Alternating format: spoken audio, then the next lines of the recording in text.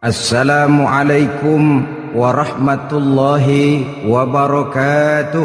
Waalaikumsalam warahmatullahi wabarakatuh. Alhamdulillah wassalatu wassalamu ala sayyidina Rasulillah sayyidina wa maulana Muhammad ibn Abdullah wa ala alihi wa sahbihi wa mawala. La haula wa la quwwata illa billah, amma ba'du.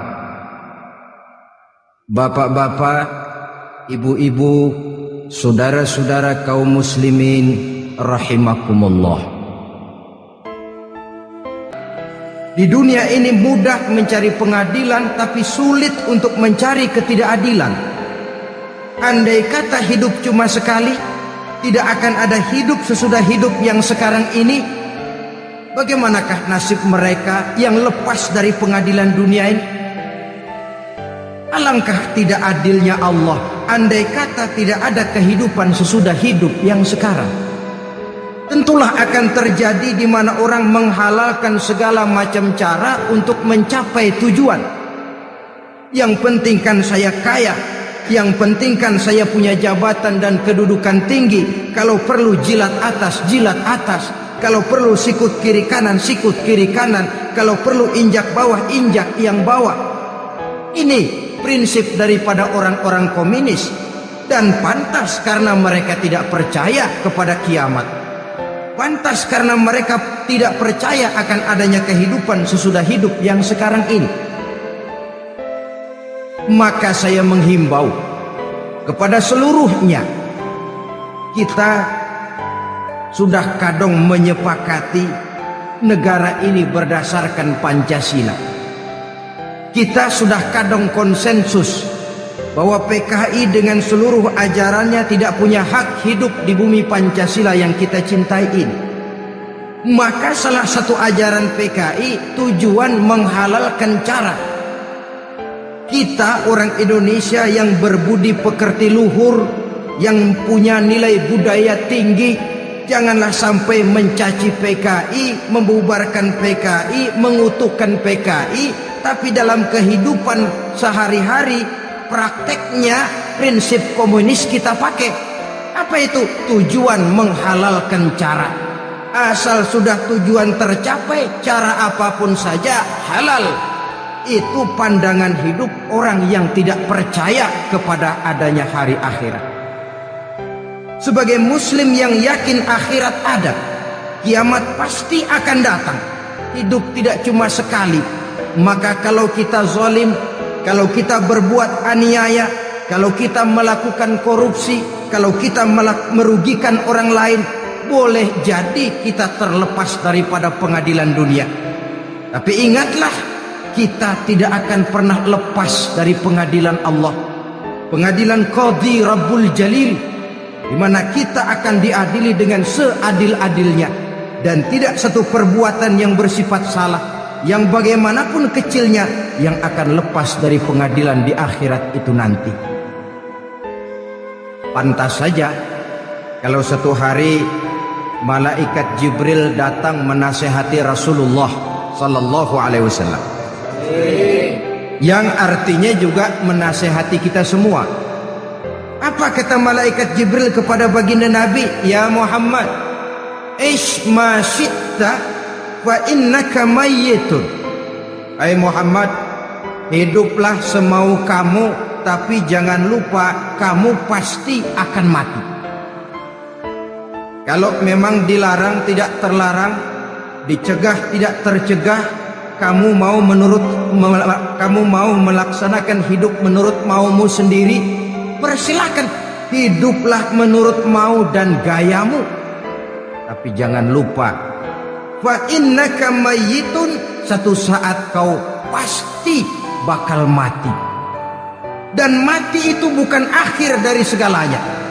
Dia babak baru bagi kehidupan selanjutnya.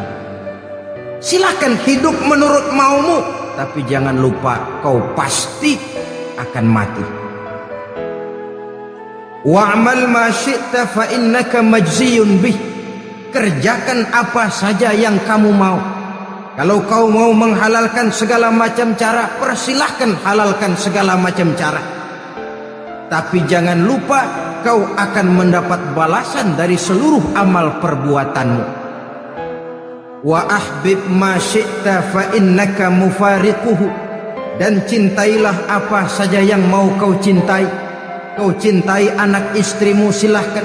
Kau cintai harta bendamu, tafadhal. Kau cintai tanah airmu, kau cintai pangkat dan jabatanmu, persilahkan. Tapi jangan lupa, fa innaka mufariquhu. Kau pasti akan berpisah dan akan meninggalkan segala yang kau cintai itu. Apa artinya ini buat kita? Ternyata sesudah maut datang menjemput kita, ada kehidupan sesudah hidup yang sekarang ini. Ini yang mendorong kita untuk dalam kehidupan di dunia ini tidak melakukan prinsip saenake dhewe, semaunya sendiri saja, asal perut kenyang, asal pangkat tinggi, asal harta dapat.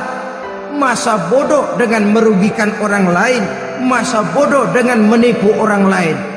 Iku jenenge saenake dhewe. Muslim tidak diajarkan. Ingat manusia, setelah kau mati, setelah kiamat datang, kau akan dibangkitkan, kau akan dimintakan pertanggungan jawab tentang kehidupan yang sekarang ini. Saudara hadirin, oleh sebab itu kalau kita bicara soal kiamat, soal akhirat, ini memang masalah yang gaib, yang sepenuhnya tidak bisa dicernakan dengan kemampuan penalaran intelektual. Dasar di dalam membicarakan ini tidak lain adalah iman kita kepada Allah Subhanahu wa ta'ala. Bukan cuma zaman sekarang, dari zamannya Nabi. Orang itu kalau sudah bicara kiamat, bicara akhirat, ada yang ragu-ragu, ada yang menolak sama sekali. Bukan dari zaman sekarang, dari zaman dulu. Pernah kok satu saat Rasulullah itu dakwah, menceritakan, saudara-saudara, akan terjadi kiamat di mana Allah akan membangkitkan manusia dari kuburnya untuk memintakan pertanggungan jawab. Ini dalam dakwahnya Nabi pidato macam itu. Apa reaksi orang? Yang beriman ya mantap, tapi yang tidak beriman, bajingan-bajingan Quraisy ini, mereka bertepuk tangan, mengejek, mencaci. Malahan ini yang luar biasa, ada dua orang kafir namanya Ubay bin Ka'ab dan Al-As bin Wa'il. Mendengar pidato macam ini, mereka buru-buru pulang ke rumah. Ngapain? Ngambil pacul. Lalu berangkat nyari kuburan tua. Dia gali itu kuburan. Tulang-tulangnya diangkut, dibawa ke depan Nabi. Ya Muhammad, tulang-tulang yang udah hancur begini, siapa yang bisa ngidupin lagi? Yang macam-macam aja kamu Muhammad. Nggak rasional, nggak masuk akal.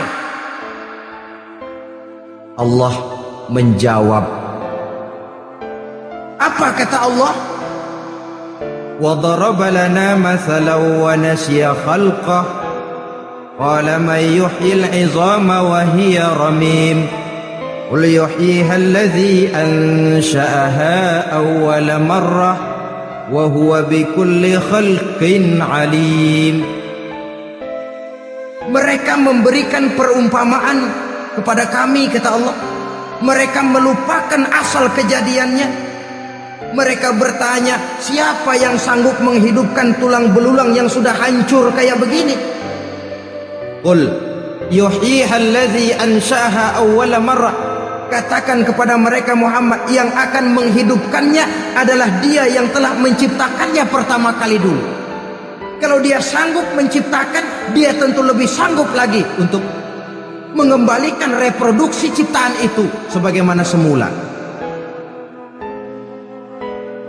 Yang paling kasihan yang ragu-ragu, akhirat itu ada apa enggak sih? Kiamat itu ada apa enggak sih? Lantaran ragu-ragu, terombang-ambing dia antara harapan dan putus asa, antara kenyataan dan idealisme. Ada yang buta sama sekali, 100% terhadap keadaan-keadaan sesudah mati. Perhatian mereka hanya tercurah kepada kehidupan sebelum mati. Yang mereka perhatikan siang dan malam tidak lebih daripada urusan perut. Pergi pagi, pulang sore, peras keringat, banting tulang. Cuma soal makan, soal minum, soal pakaian, soal kendaraan, soal rumah tangga, soal anak, soal istri. Yang mereka pentingkan hanya soal-soal politik misalnya, ekonomi, pembangunan dan industri. Untuk soal-soal kayak begitu, giat betul, habis seluruh waktu untuk memikirkan, meningkatkan kebudayaan, politik, sosial, ekonomi. Kadang-kadang kurang tidur, kurang istirahat, berkeliaran ke sana kemari ke tempat yang jauh-jauh, sampai-sampai kadang-kadang terkena stres, penyakit darah tinggi, ginjal, lever, untuk memikirkan hal-hal yang semata-mata karena dunia saja.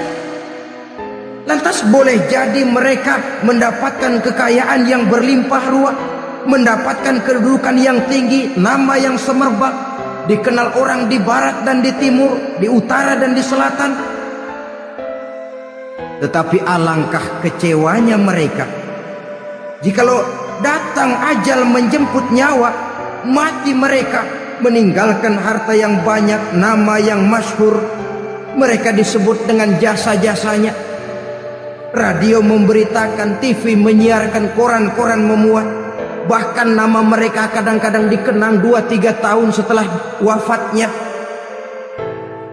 Tetapi dalam pada itu, roh mereka merintih, mengeluh, menderita, karena dilemparkan oleh Allah ke tempat-tempat yang kotor. Penyesalan yang sudah tidak akan ada gunanya lagi. Saudara-saudara kaum muslimin rahimakumullah. Oleh karena itu, kehidupan akhirat bukanlah dongeng dan takhayul, bukan khurafat dan khayalan. Kehidupan akhirat, hari kiamat adalah kebenaran dan kepastian. Dalam surah Al-Hajj ayat ke-7, Allah Subhanahu wa taala menyatakan, wa anna as-sa'ata atiyatun la raiba fiha wa anna Allah yab'atsu man fil qubur. Dan bahwasanya kiamat itu sesungguhnya adalah sesuatu yang pasti dan tidak ada keraguan-raguan lagi di dalamnya. Dan bahwasanya Allah sungguh-sungguh akan membangkitkan manusia dari kuburnya masing-masing. Nah, kalau kita sudah yakin kiamat sesuatu yang pasti adanya, akhirat sesuatu yang pasti adanya, dari mana pembicaraan tentang kiamat ini kita mulai? Tentu dari diri kita. Marilah kita mencoba melihat proses perjalanan hidup ini sampai kita memasuki kiamat. Hadirin, tidak ada makhluk secantik manusia. Tidak percaya? Pernah ke Ragunan? Nah, saudara masuk ke kebun binatang. Segala macam makhluk ada di situ. Ratusan macam jenis binatang. Bandingkan dengan saudara, kira-kira cakep mana?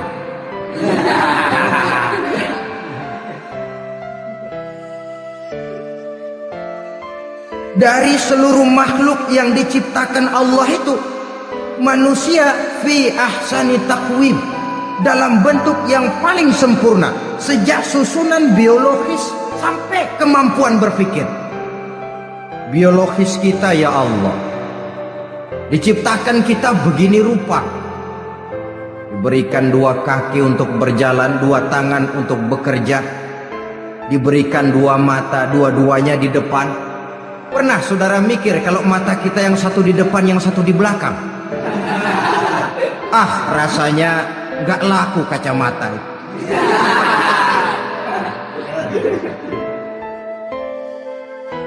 Diberikan hidung dengan dua lubang. Tahu betul Allah ke bawah lagi lubangnya. Coba pikir kalau lubang hidung kita menghadap ke atas. Aduh, kalau musim hujan repot jagain hidung. Laqad khalaqnal insana fi ahsani taqwim.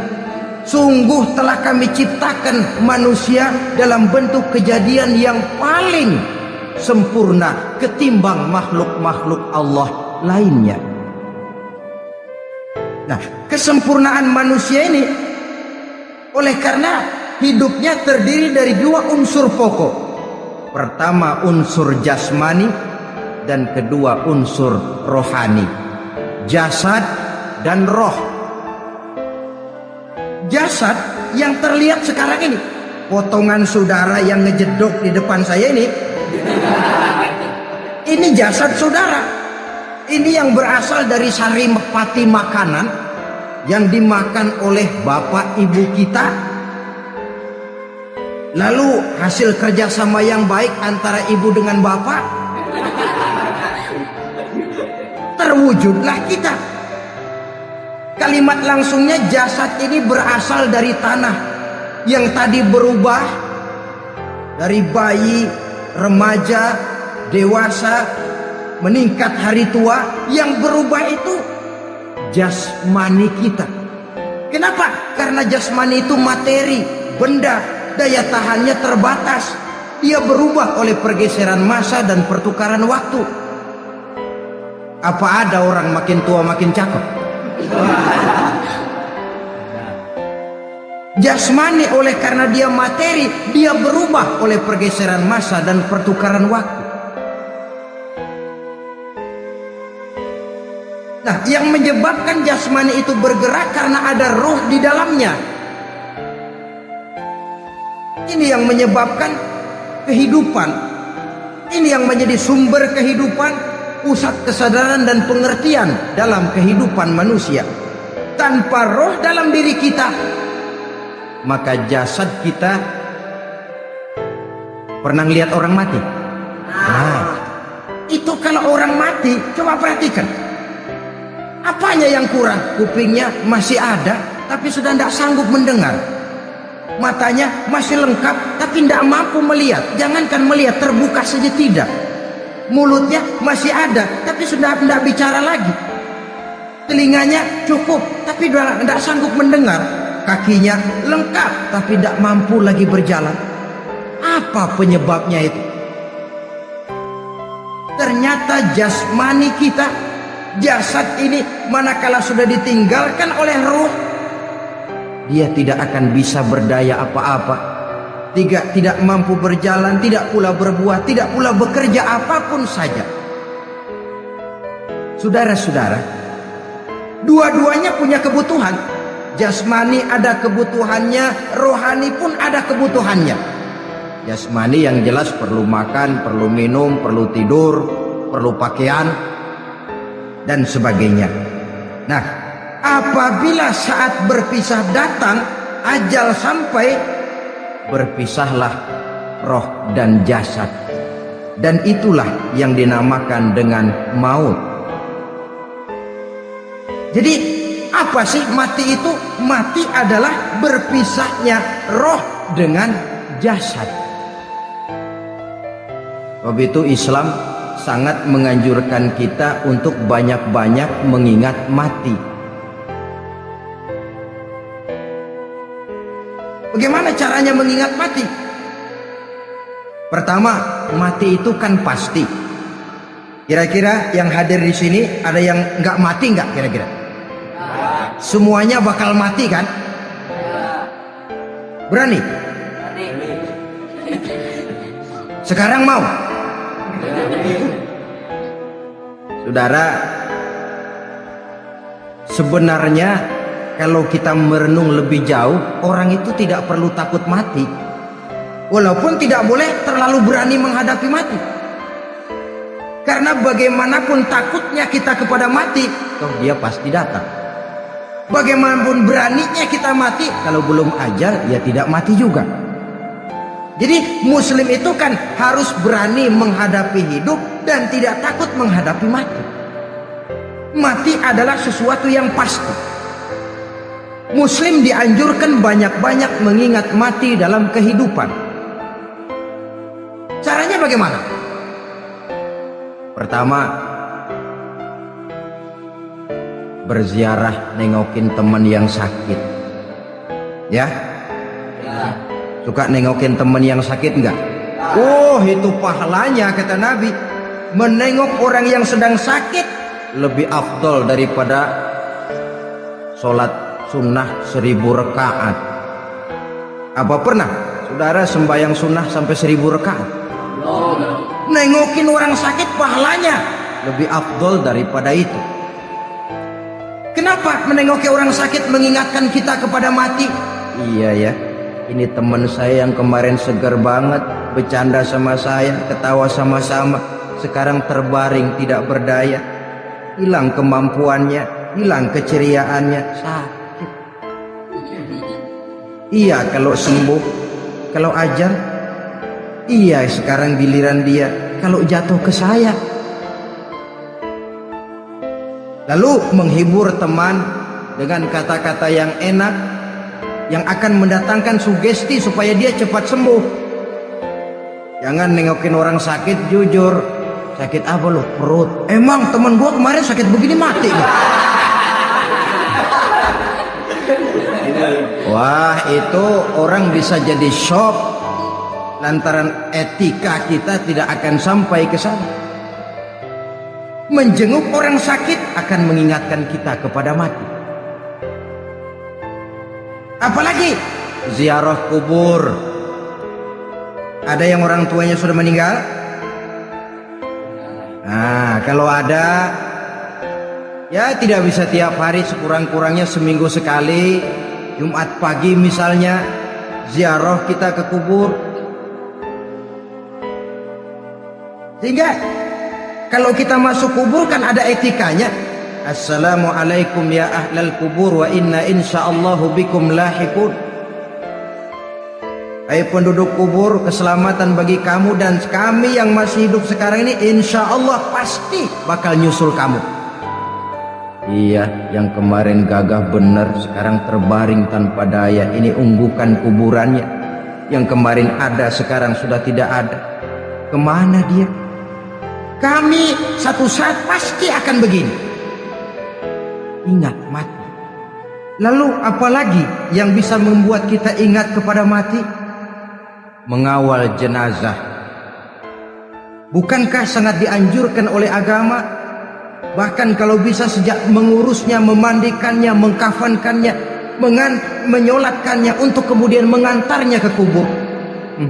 Hari ini saya antar dia ke kubur, besok boleh jadi saya yang diantar orang. Hari ini saya solatkan dia, besok boleh jadi saya yang disolatkan orang. Hari ini saya masukkan dia ke liang lahat, besok mungkin giliran saya dimasukkan orang ke liang lahat. Ingat mati, tumbuh kesadaran. Lalu daya positifnya dalam kehidupan apa? Nah, saudara-saudara hadirin, orang yang mengingat mati bukan lantas menjadi lemah dalam kehidupan, menjadi putus asa, sedikit semangat, terbentur kesulitan, mudah frustasi. Bukan itu tujuannya kita diperintah mengingat mati. Jelasnya Islam menganjurkan kita untuk mengingat mati guna maksud-maksud yang positif, supaya orang lalu sadar hidup ini cuma sebentar. Maka mumpung hidup, nah ini mumpung, tapi mumpung yang baik. Mumpung hidup, maka hidup yang singkat ini harus saya pergunakan dengan sebaik-baiknya, melakukan kebajikan yang sebanyak-banyaknya, menjauhkan rasa malas, menunggu keajaiban yang datang dari langit, berleha-leha bermain-main, sementara maut kalau dia datang tidak pernah main-main. Pantas kalau seorang penyair bernama Syauqi memesankan, tazawwad bittaqwa fa innaka la tadri iza hanna al-lailu hal ta'ishu ila al-fajri kam min sahihin mata min ghairi illatin wa kam min alilin 'asha hinan min ad-dahri. Persiapkan dirimu dengan takwa, sebab kamu tidak tahu apabila malam datang kamu masih bisa hidup apa enggak besok pagi. Apa ada jaminan saudara yang kumpul di depan saya malam ini besok masih bisa hidup? Ada jaminan? Tidak ada sama sekali. Kam min sahihin mata min ghairi illatin. Berapa banyak orang sehat mati nggak pakai sakit lagi. Sebabnya kadang-kadang ringan saja. Ada yang cuma jatuh di kamar mandi mati. Ada yang cuma ketiban pensil. Iya, kalau ketiban pensil 3 peti masa nggak mati. Ta'addadatil asbab wal mautu wahid. Sebabnya boleh jadi macam-macam, tapi mati satu juga, yaitu mati. Dia seperti kelapa yang terlalu tua jatuh ke bawah, yang kembang baru keluar pun jatuh ke bawah. Itulah mati. Dia datang menjemput yang bayi, dia datang mengambil yang anak-anak, dia datang juga kepada yang remaja, kepada yang dewasa, kepada yang tua sekalipun. Jangan yang remaja lalu berpikir, gua rasanya masih jauh banget sama mati. Ini sesuatu yang pasti yang kita tidak pernah diberitahu kapannya. Kalau dikasih tahu kapannya kan kita bisa, umpama malaikat maut datang ke rumah saya, saudara Zainuddin kau mati 80 tahun lagi. Wah, saya kan berhitung, masih lama, poya-poya aja dulu . Tapi ini tidak pernah diberitahu kepada kita.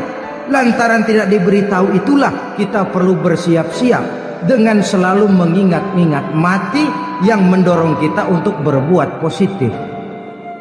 Satu contoh peringatan mati yang mendatangkan positif pada peristiwa ketika turun perintah hijrah. Ketika di Mekah sudah terpepet turun perintah hijrah. Ini sahabat yang berangkat hijrah, jangan dikira semua bulat hati. Ada yang mikir, kalau saya hijrah berangkat dari Mekah ke Madinah, nanti di tengah jalan dicegat oleh kafir Quraisy lalu dibunuh, mati saya. Takut mati. Allah peringatkan, kullu nafsin za'iqatul maut. Kamu disuruh hijrah saja takut mati, padahal kamu tahu semua yang hidup bakalan mati. Diam saja di Mekah mati, hijrah ke Madinah pun akan mati. Mendengar ayat ini, Sayyidina Umar bin Khattab seperti dibakar semangatnya. Kalau sebagian sahabat hijrah sembunyi-sembunyi, beliau mau hijrah itu malah bajingan Quraisy dikumpulkan ke Ka'bah. Pidato, ya ma'syara Quraisy, dedengkot Quraisy, dengerin. Besok pagi yang namanya Umar bin Khattab mau hijrah dari Mekah ke Madinah. Siapa yang kepengen kepalanya berpisah dengan badannya, persilahkan cegat Umar di jalanan. Besok dengan tenang dia berangkat hijrah, gak ada yang berani nyegat. Quraisy juga barangkali mikir, gue ngapain nyegat penyakit. Begitu ingat mati, timbul semangat juang, timbul semangat berbuat. Ini ingat mati yang positif, bukan yang melemahkan semangat. Jangan kerja rajin-rajin dah, lu bakalan mati. Ini ingat mati yang salah pasang. Ingat mati seharusnya mendorong manusia untuk berbuat lebih tekun. Allah memberikan peringatan, qul innal mauta alladzi tafirruna minhu fa innahu mulaqikum. Katakan, maut yang kamu akan melarikan diri daripadanya, yang kamu takuti benar dia, dia pasti akan datang menjemput kamu. Saudara-saudara hadirin yang saya hormati, datangnya memang tidak kita harapkan yang namanya maut. Tapi sekali dia datang, tidak ada pintu tempat kita lari. Dia memang tidak pernah kita undang. Tapi sekali dia datang, mengetok pintu, kekuatan apa yang bisa menolak? Dia sebuah tanda seru dalam kehidupan. Apa yang menyebabkan orang takut mati? Pertama, barangkali karena dia tidak tahu bagaimana kehidupan sesudah mati. Alam kubur gelap, alam akhirat gelap, sehingga dia bingung. Lantaran bingung lalu jadi takut. Yang kedua, boleh jadi oleh bayangan-bayangan dosa yang pernah dia kerjakan di dunia ini. Kerjanya cuma menumpuk dosa. Dia gembira, bahagia, tertawa di atas tumpukan dosanya, merasa segan berpisah dengan seluruh kehidupan ini. Sehingga boleh jadi maut adalah sesuatu yang ditakutkannya benar dalam kehidupan. Tapi bagaimanapun takutnya, tidak ada tempat lari dari dia. Dalam ayat lain Allah jelaskan, Ainama takunu yudrikumul mautu walau kuntum fi burujim musayyadah. Di mana saja kamu berada, dalam benteng yang paling tangguh sekalipun, maut pasti akan datang menjemput kamu. Nah, bagaimana caranya maut datang menjemput kita? Bila datang dia, sang malaikat pencabut nyawa, malaikat Israel namanya, hendak mengambil ruh kita. Dalam suasana macam begitu, di akhir kehidupan dunia, dalam berhadapan dengan sakaratul maut, terbagilah manusia dalam dua bagian besar. Pertama, yang menghadapi sakaratul maut itu dengan husnul khatimah, baik di akhirnya, sehingga pada saat ruhnya berpisah dengan jasadnya, kelihatan dia seperti senyum, mukanya cerah. Bahkan sebelum itu boleh jadi dia sempat meninggalkan pesan-pesan yang baik. Ada yang sempat azan, ada yang sempat baca Quran. Pernah kan nemui orang yang mau mati seperti itu? Yang sempat azan, yang sempat baca Quran, yang sempat meninggalkan wasiat-wasiat yang baik. Sebab apa? Malaikat maut datang menjemput mereka juga dengan baik-baik. Dicabut ruhnya perlahan-lahan, tapi sungguh pun perlahan-lahan. Pedihnya, sakitnya tetap tiada tara. Rasulullah Shallallahu Alaihi Wasallam, dikala beliau hendak berhadapan dengan sakaratul maut, diceritakan mencelupkan tangannya ke dalam gelas berisi air, lalu mengusapkannya ke muka beliau seraya berdoa, "Ya Allah, mudahkan saya dalam menghadapi sekarat ini." Beliau juga yang mengatakan bahwa sakitnya sakaratul maut sama dengan 300 kali bacokan pedang. Sehingga kita diajarkan doa. Di antara doa selamat itu kan ada, Allahumma hawwin alaina bi sakaratil, ya Allah, mudahkan saya di dalam menghadapi sakaratul maut itu. Ketika ruh ini keluar dari jasad, mata masih mengikuti ruh itu.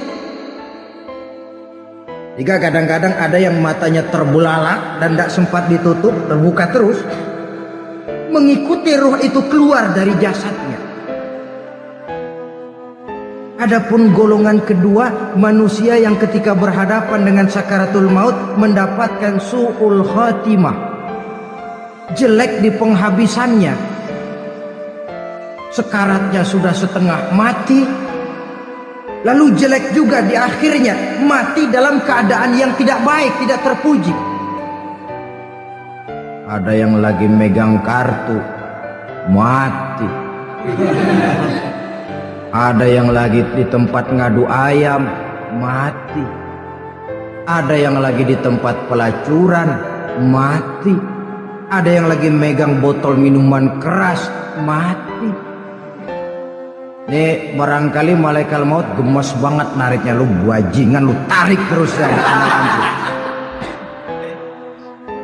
Mati su'ul khatimah.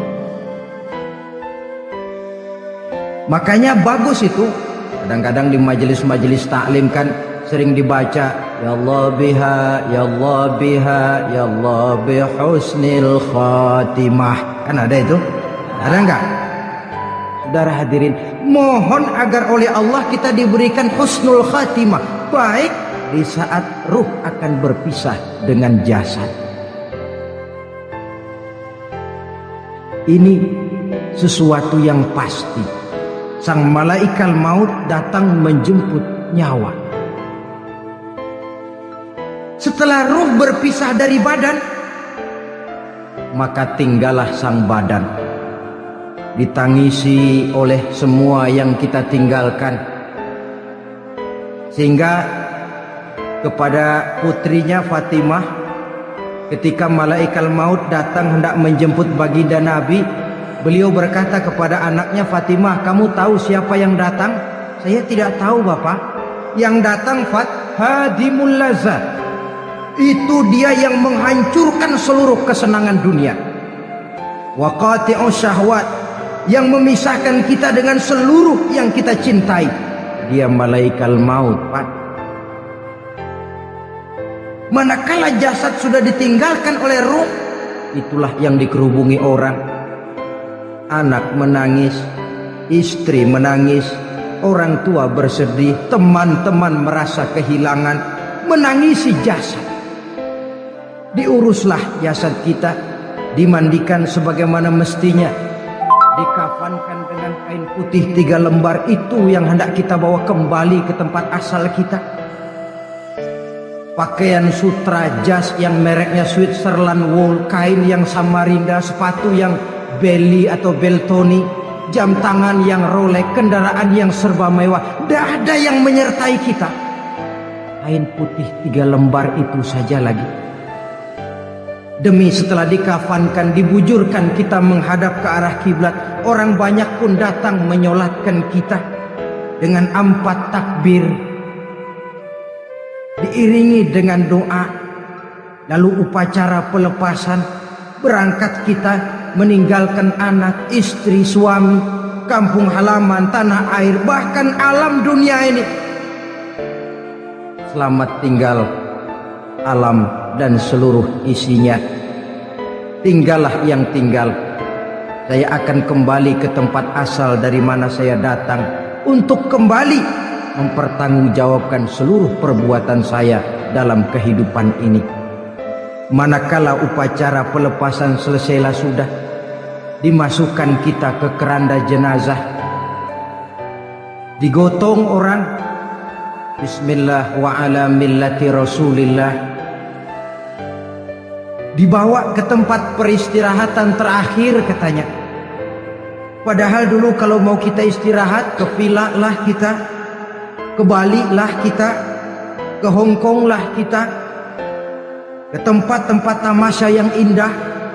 Oh, rupanya akan sampai juga perjalanan menuju tempat peristirahatan terakhir yang luasnya tidak akan lebih dari 2 kali 1 meter. Diusung orang kita, diantarkan orang banyak. Manakala sampai ke atas liang lahat, pengusung jenazah dibuka, diturunkan kita ke liang lahat, dibaringkan. Gumpalan tanah akan jadi bantal kita. Muka dibuka, dihadapkan ke arah kiblat. Setelah itu ditutup liang lahat kita dengan kayu. Masih belum kurang, diuruk dengan tanah.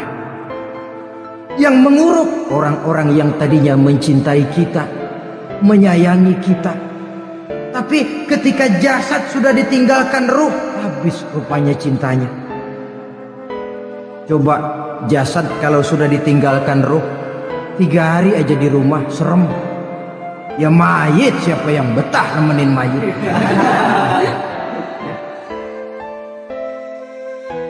Lalu bila upacara pemakaman selesai, maka berusahalah semuanya. Para pengantar akan kembali ke rumahnya masing-masing. Maka masuk kita ke alam kehidupan, yaitu yang disebut alam barzakh atau alam kubur. Apa selesai hidup sampai di situ? Tidak. Hanya beberapa langkah setelah yang mengantar kita pulang.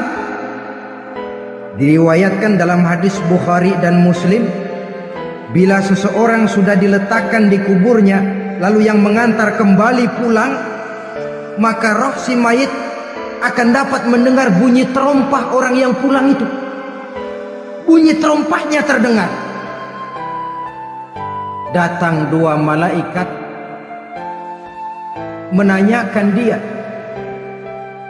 dengan pertanyaan-pertanyaan yang kalau bisa dijawab dengan betul. Dua malaikat yang bernama Munkar Nakir akan bilang, jawabanmu betul. Tenanglah kau di sini, naumatal arus. Tidurlah kau di sini seperti tidurnya pengantin. Orang yang baik-baik di alam kuburnya akan mendapat nikmat kubur. Sehingga masa penantian yang lama, sebab jangan lupa, kita masuk ke kubur itu kan menunggu sampai datangnya hari kiamat. Jadi kalau kiamat umpama masih 1000 tahun lagi, ya 1000 tahun kita menunggu. Orang yang baik-baik penantian di alam kubur, kata malaikat, naumatal arus. Tidurlah kamu seperti tidurnya pengantin. Bagaimana sih tidurnya pengantin? Gak berasa. Iya, kata anak sekarang, endah aja udah. Begitu mendusin pagi, kata lakinya, malam sebentar bener ya Neng. Sebentar betul katanya malam. Iya tentu saja tidak terasa. Kenapa? Dia tidak pernah memikirkan waktu. Terbawa oleh kenikmatan dan kelezatan yang dirasakannya dalam kehidupan. Tapi orang yang dosanya bertumpuk, tidak sanggup menjawab pertanyaan 2 orang malaikat, maka dia akan mendapat azab di alam kuburnya terus menerus siang dan malam sampai datangnya hari kiamat. Ibarat maling ayam ketangkep, belum masuk pengadilan udah digebugin duluan. Kan begitu kan? Ada maling ayam nggak di sini? Nah, itu yang nyaut tadi pengalaman itu. Di sidang belum divonis, belum digebugin babak belur. Saudara hadirin, maka alam kubur bisa merupakan raudhatun min riyadil jannah. Taman di antara taman-taman surga, pun juga bisa merupakan hufratun min hufarin niran, menjadi liang daripada neraka. Ada lagi riwayat yang dari Imam Muslim yang diperoleh dari Zaid bin Sabit. Zaid bin Sabit cerita, satu hari kami bersama Rasulullah SAW berada dalam kebun kepunyaan Bani Najjar. Rasulullah sedang duduk di atas keledai. Tiba-tiba entah bagaimana itu keledai terkejut, kaget, berontak, hampir Rasulullah jatuh. Rasulullah kemudian bertanya, rupanya di kebun itu ada kuburan tua, 5 atau 4 kuburan. Rasulullah lalu bertanya, saudara-saudara ada yang tahu nggak ini kuburan siapa? Nggak ada ya Rasulullah. Memang kenapa? Ini penghuni kuburnya lagi disiksa oleh Allah. Andai kata boleh saya mohon kepada Allah supaya kamu dengar seperti yang saya dengar, andai kata saja kamu kuat mendengarnya, saya pasti akan berdoa. Tapi sayang, saya yakin kamu pasti tidak akan kuat mendengar mereka mendapat azab di kuburnya. Hadis sahih riwayat Imam Muslim dari Zaid bin Sabit. Kehidupan di alam barzakh Pak, iya kalau yang matinya dikuburin. Lah kalau yang matinya diceburin ke laut, dibakar, di medan perang hilang gak ketahuan kemana jenazahnya. Saudara, hilang kek, dikubur kek, di dalam lautan direndam kek, itu kan cuma logika kita. Menurut Allah tidak ada perbedaan orang mati dikubur di dasar lautan atau dibakar sampai jadi abu atau gugur di medan perang tidak ketemu jenazahnya. Entah mereka tetap masuk ke alam barzah namanya. Jasad boleh hancur, tapi roh sebagai sumber kehidupan, pusat kesadaran dan pengertian, dia tetap ada, mengalami kebahagiaan dan kegembiraan atau mengalami kepedihan dan penderitaan, bergantung kepada amalan yang kita lakukan dalam kehidupan di dunia ini.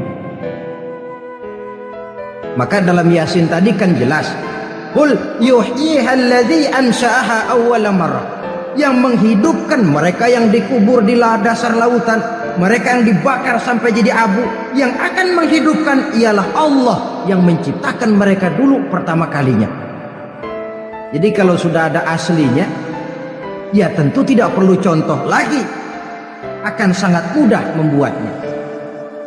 Orang tua kita, keluarga kita yang sudah berpulang, mereka di alam barzah sekarang ini bisa mendapat nikmat kubur, bisa mendapat azab kubur, bergantung amalan mereka dalam kehidupan di dunia ini. Dalam Musnad Imam Ahmad dan Sahih Abi Hatim malah ada tambahan riwayat, orang yang banyak kebajikannya di dunia, amalannya akan datang menemani dia. Sholatnya dekat kepalanya, puasa sebelah kanan, zakat sebelah kiri, menghibur dia. Malahan dikatakan berbentuk orang yang cantik menemani dia di alam kuburnya. Aneh, dia tanya, man anta lam ara fid dunya ajmal minka. Siapa kamu? Di dunia ini belum pernah saya melihat orang secantik kamu. Dia jawab, ana amaluka soleh. Saya adalah amalmu yang soleh yang kau kerjakan waktu di dunia. Saya sekarang diperintahkan untuk menemani kamu di sini. Alhamdulillah. Sedangkan amalnya yang jahat akan datang dalam bentuk yang menyeramkan menemani dia di sana. Bayangin deh, di kuburan ditemenin yang serem-serem. Sama juga di dunia.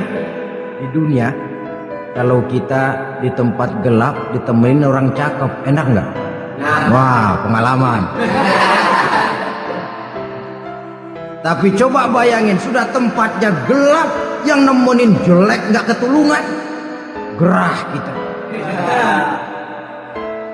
Nah, saudara hadirin yang saya hormati, lalu bagaimana tempat arwah-arwah yang sudah kembali menghadap Allah yang disebut mustaqarrul arwah itu?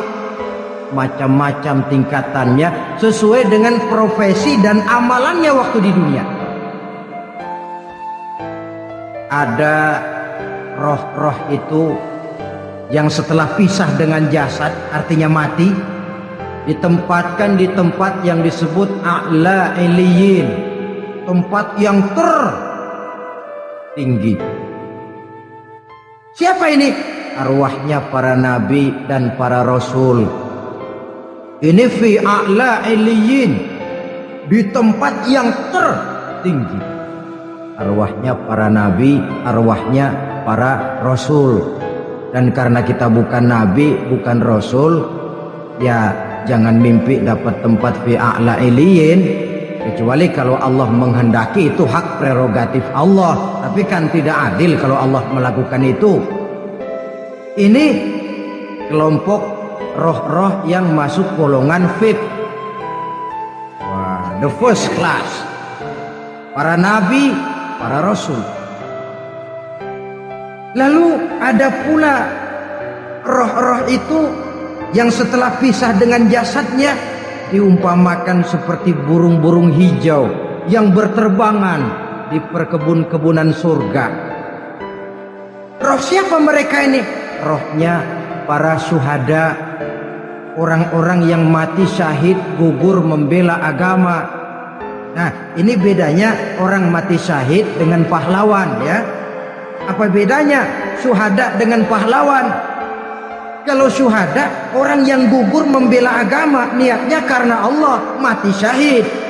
Kalau pahlawan, orang yang gugur membela negara, orang yang dianggap berjasa kepada pemerintah. Klimaksnya, kalau orang mati syahid jelas surga, tapi pahlawan belum tentu surga. Kenapa? Bergantung kepada negara macam apa yang dibelanya dan pemerintah model mana yang dibelanya. Di negara-negara komunis misalnya, banyak nggak pahlawan? Dengan sekian tanda jasa yang mati di medan perang dan sebagainya. Kira-kira pahlawan komunis masuk surga enggak? Ya, kalau pahlawan komunis masuk surga, kita enggak kebagian kapling di surga barangkali. Inilah bedanya pahlawan dengan orang mati syahid. Kemudian ada pula roh itu yang tertahan di pintu surga.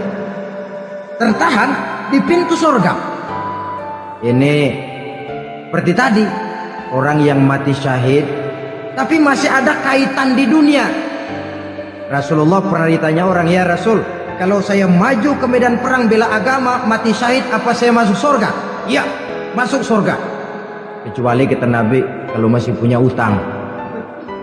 Nah, tertahan di pintu surga.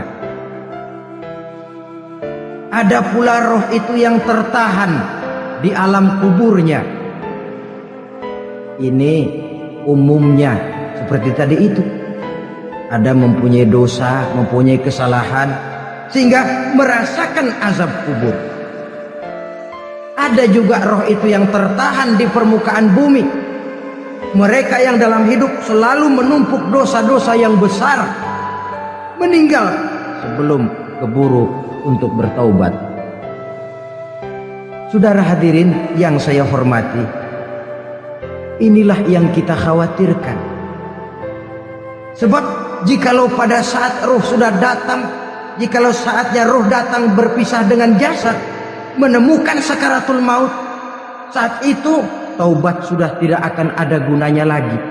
Masuk ke alam kubur, mendapat azab kubur sampai datangnya hari kiamat. Berapa lama di alam kubur ini? Menunggulah kita sampai datang saatnya kiamat. Nah, saudara-saudara, apa tanda-tanda hari kiamat? Kapan dia akan datang? Bagaimana hal ihwal manusia pada saat terjadi kiamat? Bagaimana alam ini? Bagaimana perhitungan di padang mahsyar? Insya Allah akan saya ungkapkan pada bagian kedua dari ceramah ini. Insya Allah kita akan lanjutkan pembicaraan ini sampai kepada terminal paling akhir, surga dan neraka. Inilah saja pertemuan kita pada kesempatan kali ini. Terima kasih banyak atas segala perhatian. Mohon maaf atas segala kekurangan. Wabillahi taufiq wal hidayah. Wassalamualaikum warahmatullahi wabarakatuh. Waalaikumsalam.